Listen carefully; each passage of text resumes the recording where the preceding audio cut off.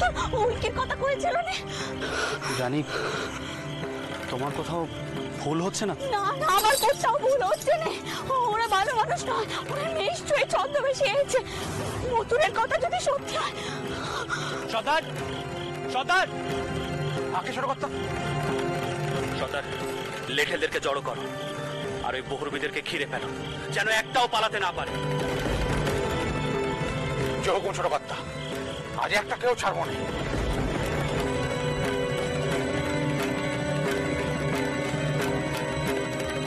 বাবা মাধব, তুমি এক্ষুনি কর্নেল শ্রীম্যানের তাঁবুতে যাও, তাকে এক্ষুনি এখানে আসতে বলো, হয়তো ঠগিরা ধরা পড়বে। তাড়াতাড়ি যাও। বাবা চাই, আমিও যাই। না না বাবা, তোমার এইসবের মধ্যে ঢোকার কোনো প্রয়োজন নেই। আপনি জামাইকে বারণ করুন। রানী, কেন বারণ করবো বলো তো? প্যারিও তো আমার সন্তানের মতো, মাধবের মতো প্যারিও তো পরিবারের বিপদে ঝাঁপিয়ে পড়বে, আর সেটাই তো স্বাভাবিক। রানী, তুমি কোনো চিন্তা করো না, আমার লেঠেল সব সামলে নেবে। বাবা জীবন, আমার সঙ্গে এসো। সর্দার, সর্দার। দেখুন সম্পূর্ণ এপিসোড জি5-এ।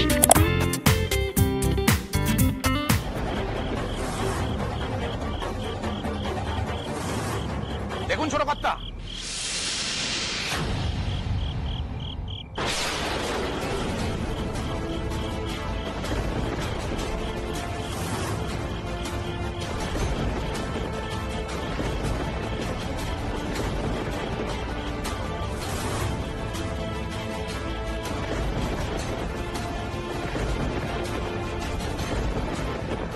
দেখুন ছোট কর্তা, ভজহরি।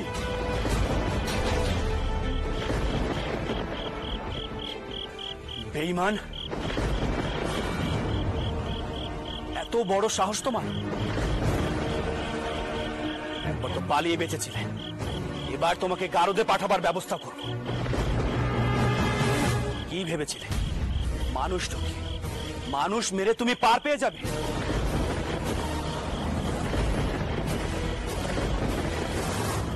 না ভজহরি, তার হবে না।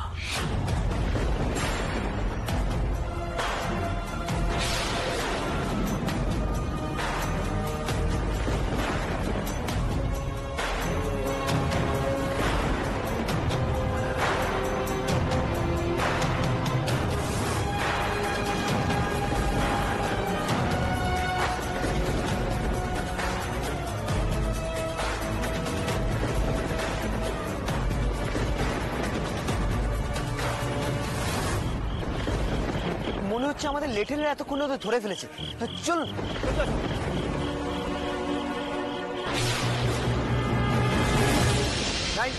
Thank you mister Das. আজ আপনার জন্যই ঠগীদের এত বড় দলকে আমরা ধরতে পারিলাম। আমার মনে হয় না এই অঞ্চলে ঠগীরা আর কিছু করিতে পারিবে। আর কোম্পানির তরফ থেকে আপনাকে আমি অভিনন্দন জানাইতেছি। এতে আমার কোনো কৃতিত্ব নেই, সম্পূর্ণ কৃতিত্ব আমার স্ত্রীর।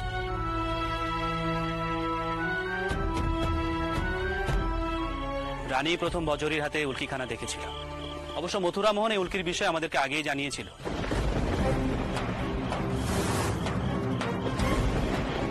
আমি রানীর কথা শুনে আর দেরি করিনি, আমার লেঠেল নিয়ে ওদেরকে আটকে দিয়েছি। কিন্তু আমি সত্যি ভাবিনি ভজহরি আবার এমন কাজ করার দুঃসাহস দেখাতে পারে।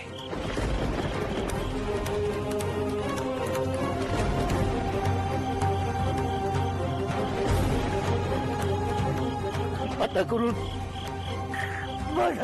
আপনি আমাদের ক্ষমা করে দেন, আমাদের বাঁচান।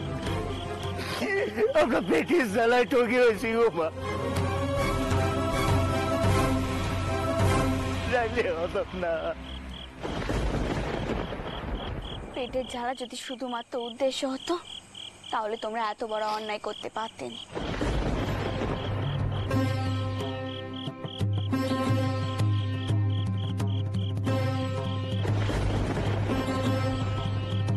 তোমাকে তো আমি কয়েছিল জানবাজার বাড়িতে আমি নিয়ে যাব, তোমাদের লোভ তোমাদের খারাপ পথে নিয়ে গেছে।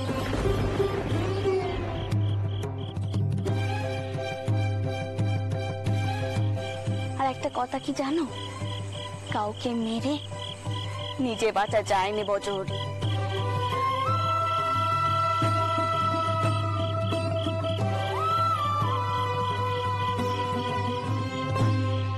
তবে দোষ যখন করেছো শাস্তি তোমাকে পেতেই হবে।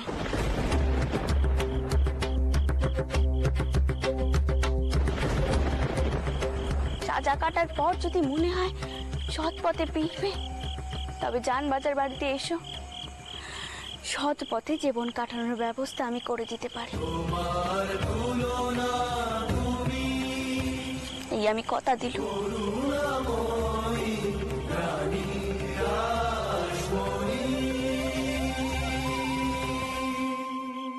কিন্তু এখন তোমাদের শাস্তি পেতেই হবে। আর চেষ্টা করো সৎ পথে জীবন কাটাবার।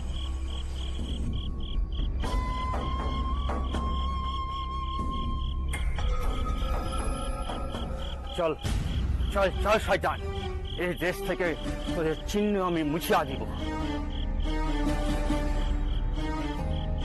আর যাতে ঠগি নামে এই দেশে কোনো অস্তিত্ব না থাকে, সেটা দেখিবার দায়িত্ব কোম্পানি সরকারের।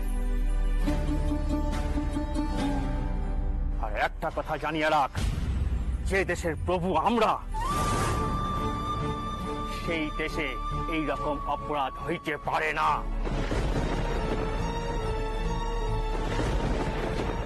চল চলো সবাই।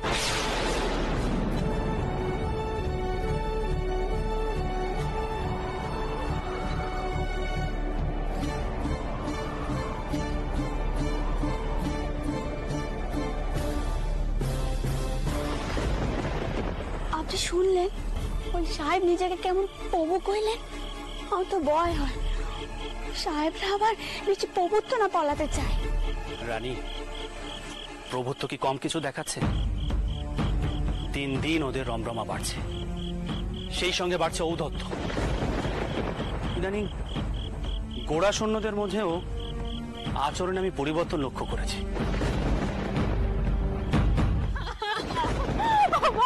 আমাকে আপনাদের পায়ে পড়ে রক্ষা করো।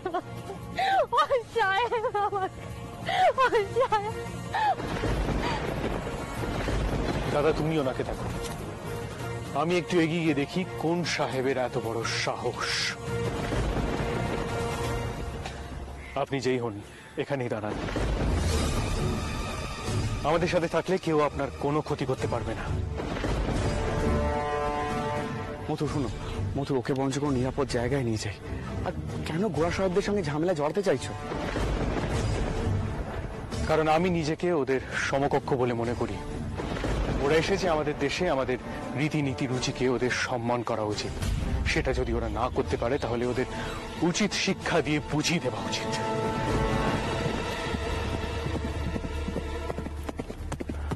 ঘোড়ার খুঁড়ের আওয়াজ না? তার মানে সাহেব কাছাকাছি আছে। ওনার সাথে সম্মুখীন হওয়াটা আমার দরকার।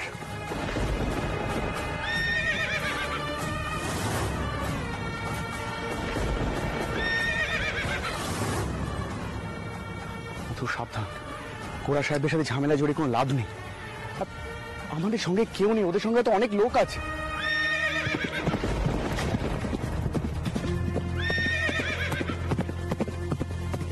তো অনেকগুলো ঘোড়ার খুঁড়ে আওয়াজ শোনা যাচ্ছে। তুমি এখানে একা। দেখো, আমাদের কর্তব্য হলো ওনাকে কোনো নিরাপদ জায়গায় নিয়ে যাওয়া। এর হঠকারিতা করে কোনো লাভ নেই।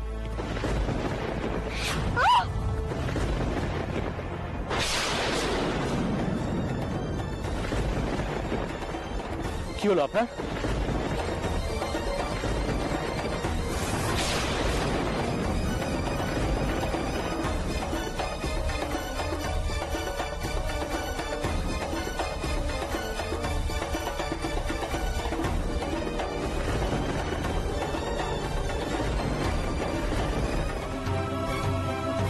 লোকগুলো যা ভয়ঙ্কর, শুনে তো আমার হাত পা কেমন ঠান্ডা হয়ে যাচ্ছে।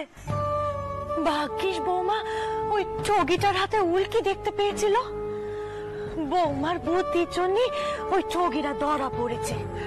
এই জন্য আমি বলি, বুঝেছিস, বাড়ির মেয়ে বউদের বাড়ির বাইরে যেতে নেই। আরে কখন কোথায় বিপদ উৎপেতে থাকে কেউ বলতে পারে?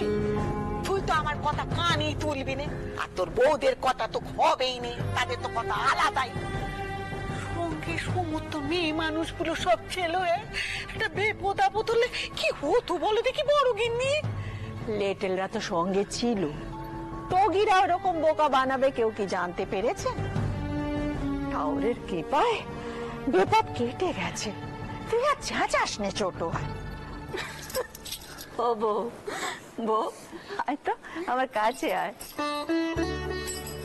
আমি বলি কি, জনার্দনের একটা বড় করে পুজো দিয়ে দেখিনি? হ্যাঁ পুল ঠাকমা, আমিও সেই কথাই ভাবছিলুম। ছোট বৌমা, ও ছোট বৌমা, শোনো মা, একখানা কথা বলি। তুমি সবাইকে বলে দিও, সবাই যেন একটু চোখ কান খোলা রেখে চলে।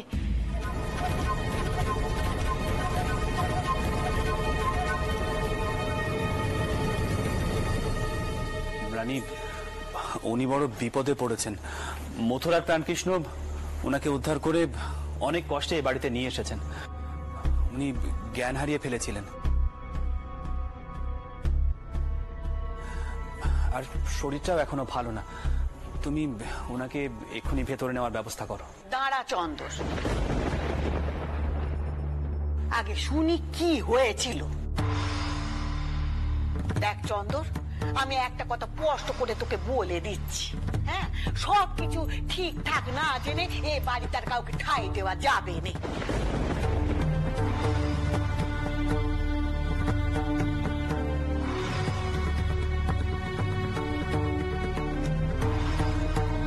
এতে এক্ষুনি ছোট না দেবো কয়েছিল, তার মুখে শুনলুম, হ্যাঁ, এই পথে নোকে ঠাঁই দিতে গিয়ে তোরা কত বড় বিপদের মুখে পড়েছিলি।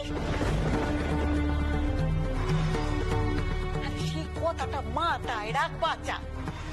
আগে শুনি ও মেয়ে কি বিপদে পড়েছিল। আগে এক গোড়া সাহেব ওকে অসম্মান করেছিল।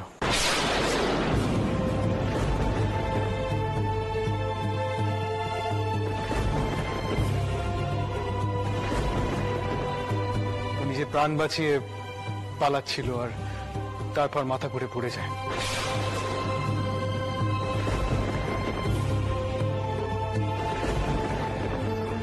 ঘটনাচক্রে আমরাও সেই রাস্তা দিয়ে ফিরছিল, আপনার বাড়ি কাছে, তাই আমরা ওকে এখানে এনেছি। দেখলি বউ, দেখলি কেমন হাটে হাড়ি ভাঙলো ওই ছেলে? তিনবার কানে গেল কথা কানা যে বাড়ির বউকে গোড়া সাহেব স্পর্শ করেছে। এবার ওই মেয়ের এই বাড়িতে টাই হবে বল দেখিনি? ঠাকুর তো বেশ বুঝিয়ে বলতে যাচ্ছিল, কি দরকার ছিল ওর মাঝপথে কথা বলার? বড্ড বেশি কথা বলে ওই বিশ্বাসের ব্যাটা।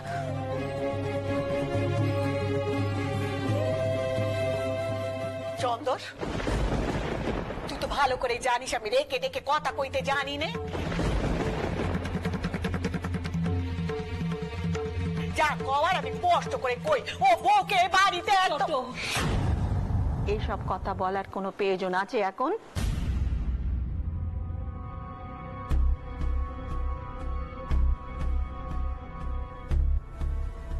চন্দর, অতিথিরা এখানে আছেন, তাদের বৈঠকখানায় নিয়ে যাও, আমরা দেখছি এখানে কি করা যায়।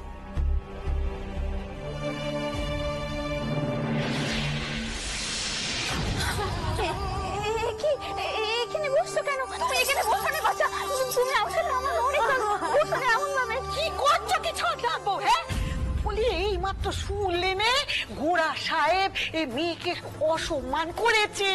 আরে মেয়ের চোতে ছুঁয়েছে, মেয়ের চোতে তুমি তাকে ছুঁচ্ছ? হ্যাঁ, বলি ও ভাল মানুষের বউ, আগে বলো দেখি গোড়া সাহেব তোমাকে কি কি করেছে? দেখতে পাচ্ছেন তো, ও কথা কইতে পারছি না, এখন ভয় কাঁপছে। আগে দুধ দুধ কাপ, আর তারপর নয় বলবে কি হয়েছিল। হ্যাঁ ছোট বৌমা, এই কথা কানা তুমি ঠিক বলেছো মা। দুধ গেলে শরীরে একটু বল পাবে। দেখে তো মনে হচ্ছে কথা বলার শক্তিটুকু হারিয়ে ফেলেছে। যাও মা যাও, সুবলাকে বলো ওকে একটু গরম দুধ দিতে। যাও যাও যাও যাও। সুবলা দিদি, ও সুবলা দিদি, তাড়াতাড়ি করে একটু গরম দুধ নিয়ে এসো তো, যাও।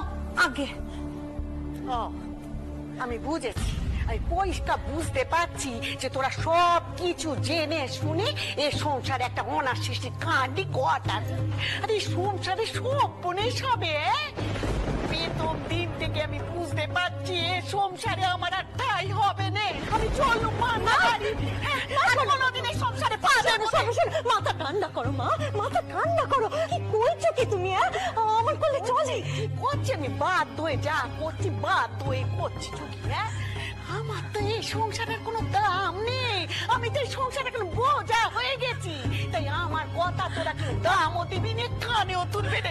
চললুম আমি। মা, মা যেও না, আমার কথা কেন বোঝার চেষ্টা করো মা। মা শোনো মা।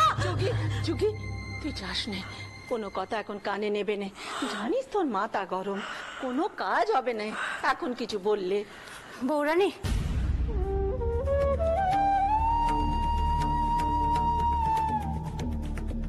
ও বউ, আগে এই দুধটুকু কাউ দেখিনি, তারপর ধীরে সুস্থে বলো কি হয়েছিল। কি কাঁদছো কেন? কি রে বাচ্চা, আমার ভাবে কি তুমি কাঁদছো কেন তুমি? আমি এখন কোথায় যাব, কি করবো?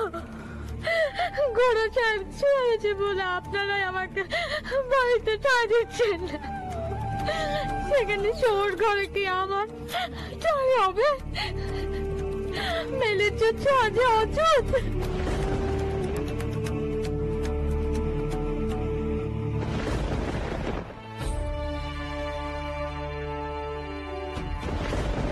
আচ্ছা, বড় নাটের সাথে তো আপনার বেশ কাতি, তাই না? লর্ড বেন্টিং, হ্যাঁ সে তো আছে। সতীদাহ প্রথা বন্ধের সময় তিনি অন্যতম উদ্যোক্তা ছিলেন। তাছাড়া ডিস্ট্রিক্ট চ্যারিটেবল ফান্ড খুলে বেশ কিছু অসহায় মানুষের অন্নসংস্থানের ব্যবস্থা করেছে। মানুষটি এমনিতে মন্দ নয়, কিন্তু হঠাৎ করে তাকে তোমার প্রয়োজন পড়লো কেন? সে যদি মন্দ নাই হয়, তার নিচের তলার মানুষগুলো এত অসভ্য কেন? ঘরের মেয়ে বউদের নিয়ে টানটানি করছে এই গোড়া সাহেবরা। আর কোন এক গোড়া সাহেব তো দত্ত বাড়ির বউকে নিয়ে টানটানি করেছে। এই গোড়া সাহেবদের বিরুদ্ধে কেউ কিছু কথাও কইতে পারেনি, সবাইকে সবকিছু মুখ বুঝে সহ্য করতে হয়। আচ্ছা, আপনি তো বড়নাটের কাছে আর্জি জানাতে পারেন, বড়নাট ওদেরকে শাস্তি দিক, না হলে অন্য কোথাও পাঠিয়ে দিক ওই দুষ্ট সাহেবদেরকে। রানী, ওই অভদ্র গোড়াসৈন্যদের কথা আমিও শুনেছি। ইদানিং ফোর্ট উইলিয়ামের গোড়াসৈন্যরা এদেশের প্রভু ভাবতে শুরু করেছে। এদেশের সবকিছুর উপর তাদের অধিকার আছে বলে মনে করছে, এমনকি মেয়েদেরও তারা রেহাই দিচ্ছে না। বিষয়টা সত্যি চিন্তার হয়ে দাঁড়িয়েছে। আচ্ছা, আমরা যদি এই সৈন্যদের কথা জানি, তবে তো বড়নাটও জানি। আমি তো একটা জিনিস ভেবে অবাক হয়ে যাচ্ছি, তিনি কেন কিছুটি কইতে চাইছেন না? রানী, বড়লা সব জানলেও হয়তো তাদের বিরুদ্ধে তেমন কিছু করতে পারবে না। কেন? তাহলে যে ঠক খুঁজতে পুরো গা উজাড় হয়ে যাবে। ইস্ট ইন্ডিয়া কোম্পানির হয়ে কাজ করছে এমন লোকের সংখ্যা কিন্তু খুবই কম। তাদের মধ্যে অধিকাংশ লোকই অসৎ আর স্বার্থান্বেষী। তাদের যদি শাস্তি দেওয়া হয়, তাহলে কোম্পানি আর শাসন চালাতে পারবে না। তা বলে এমন অন্যায় করার পরও পার পেয়ে যাবে? না রানী, আমি চেষ্টা করব যাতে ওই অফিসারটি শাস্তি পায়, কিন্তু তার আগে খুঁজে বের করতে হবে দত্ত বাড়ির বইয়ের দিকে কে নজর দিয়েছিল।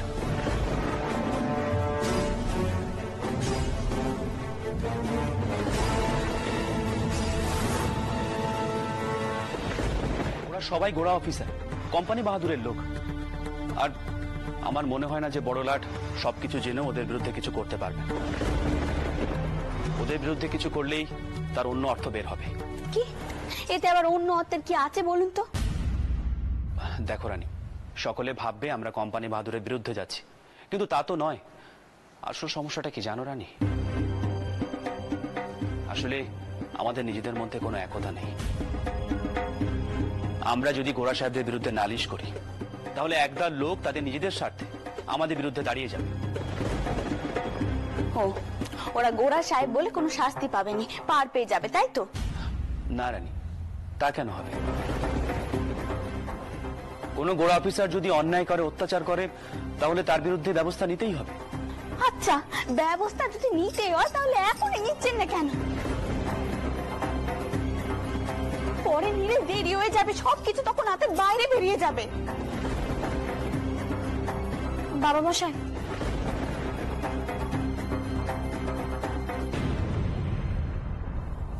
আপনার মুখ শুদ্ধি। আচ্ছা বাবা মশাই, আপনি শুধু একবার জেনে দিন কোন দুষ্টু সাহেবের কাজ করেছে, তখন আমি আর দাদা গিয়ে তাকে আচ্ছা করে শিক্ষা দিয়ে আসবো। তাই তো এমন তেজ। আপনি আমাকে নিয়ে এমন ভাবে ঠাট্টা করবেন না সব সময়। কি করব বলো? জগদম্বার তেজ দেখলে যে সেই বহু বছর আগে হালি শহরের একটা মেয়ের কথা মনে পড়ে। সেই যে কাটারি হাতে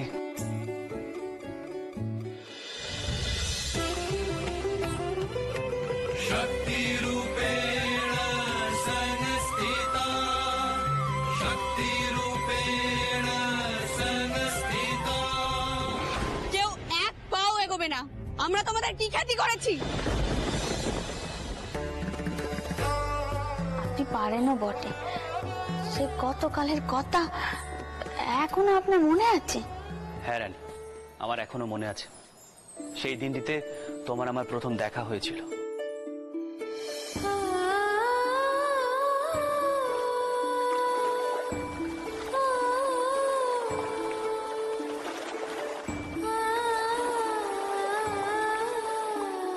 সেই দিনটি কি করে ভুলে যাই বলো তো? তাহলে যে আমার ভালোবাসাটাই মিথ্যে হয়ে যায়।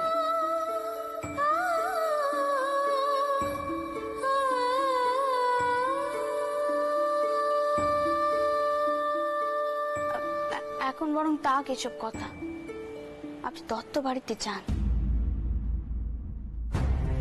হেনাদের সাথে গিয়ে কথা বলুন। তুমি বলবেন না ওই বউ এই বাড়িতেই রয়েছে।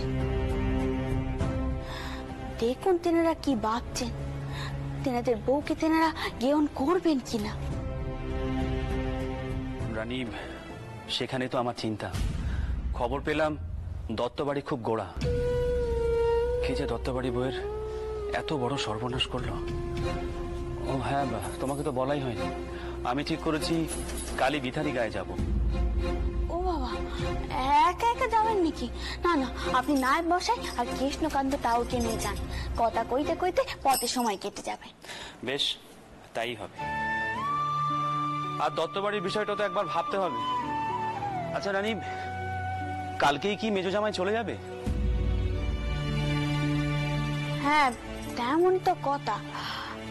কাল বড় জামাই আসছে, পদ্মর মনটা একটু ভালো হবে, কি বলেন?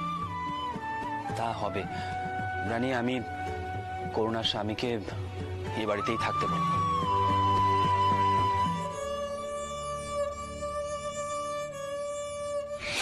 আমি নিজে দেখিব কোন আছে।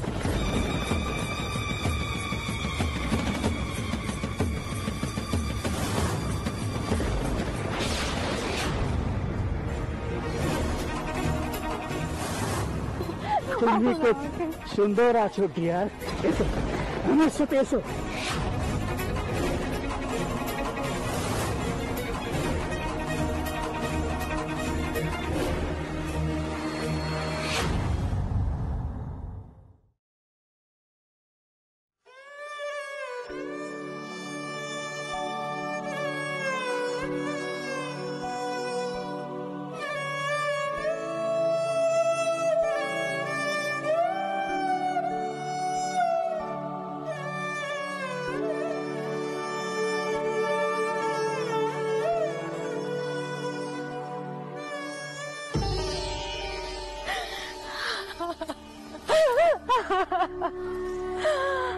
কেঁদো নে বাচ্চা, এমন ভাবে কেঁদো নে।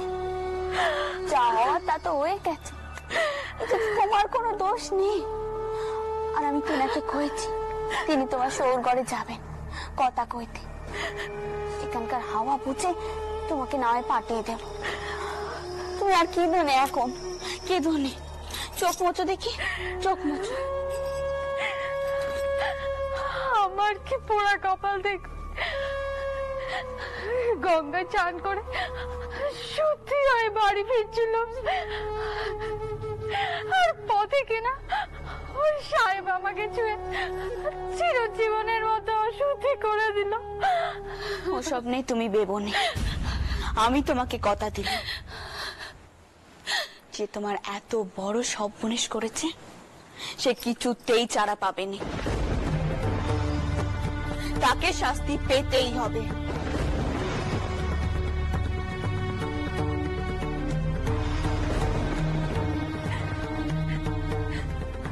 আপনার মতো মানুষ আমি জীবনে দেখিনি রানীমা।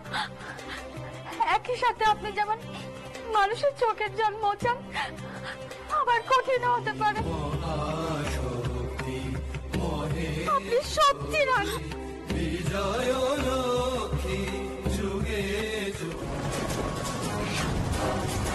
এরকম তো কোনো নিয়ম আগে ছিল না। তুমি আমাকে প্রশ্ন করিতেছ? এই নিয়মই ছিল।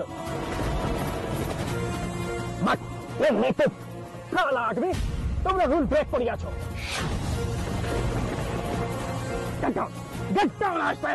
সেটা সম্ভব নয়।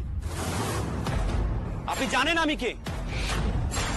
আমি বাবু রাজচন্দ্র দাস, জানবাজারের মারবাড়ির ছেলে। আমি ফোর্ট উইলিয়ামের সঙ্গে আমার বড় কারবার, তাই আপনি বললেই আপনার কোনো হুকুম আমি তালিম করব না।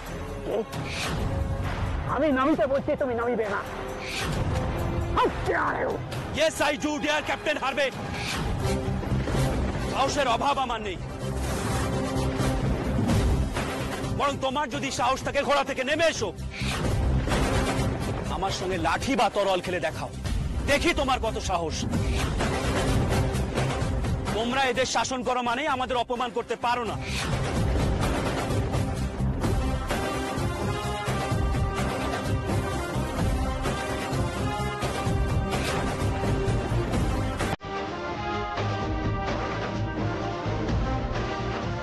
ক্যাপ্টেন হার্ভে, তুমি কি আমার সঙ্গে লড়াই করতে প্রস্তুত? তাহলে লাঠি বা তরোয়াল যা ইচ্ছে তাই নিয়ে আমার সঙ্গে লড়াই করো।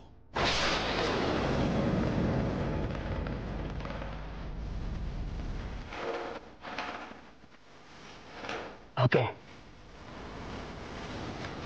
আমি এখন চলিয়া যাইতেছি।